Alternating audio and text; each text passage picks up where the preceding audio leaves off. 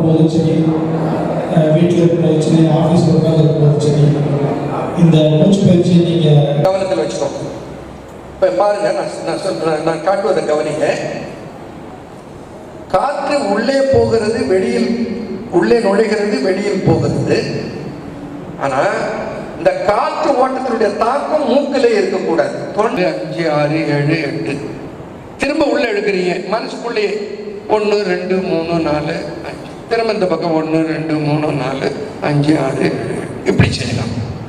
ஆனால் சித்தருடைய மார்க்கம் எப்படி சொல்லுகிறதுன்னா, கொண்டால் வசதியாக இருக்கும். இப்போ உங்களை கையை எப்படி நீட்டுங்க, சும்மா அப்படி வைங்க. இந்த முதல் 2 விரல் இருக்கு பாருங்க, ஆட்காட்டு விரலும் நடு விரலும், அது 2ஐயும் மடிச்சு இந்த கட்டை விரலுக்கு போனாதான் அந்த காற்று நுரையீரலில் இருக்கிற மூச்சு குழாய்களில் செயல்படும். மூக்கிலை மட்டும் இழுத்து இப்படி அப்படி விட்டோம்னா மூச்சு குழாயில அந்த தாக்கத்தை நீங்கள் உணர முடியாது. இப்ப வித்தியாசத்தை உணர்ந்து பாருங்க. மூக்கலை ஊற்றி பாருங்க, சும்மா அப்படி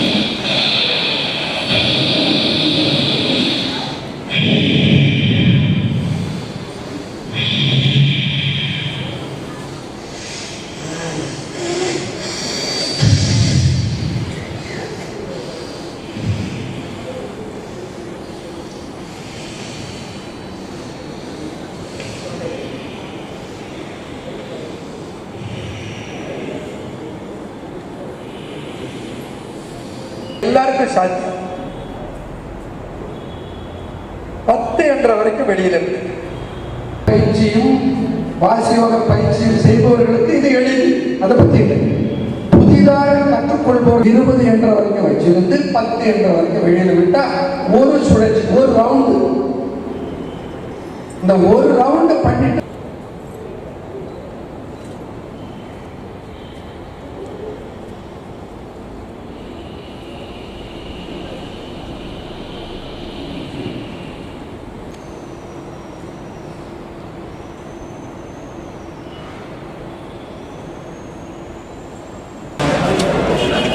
எடுக்கிறாரா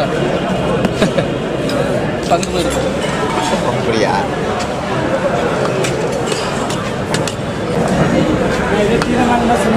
சரிப்பா, பேர் என்ன? மணியா? 19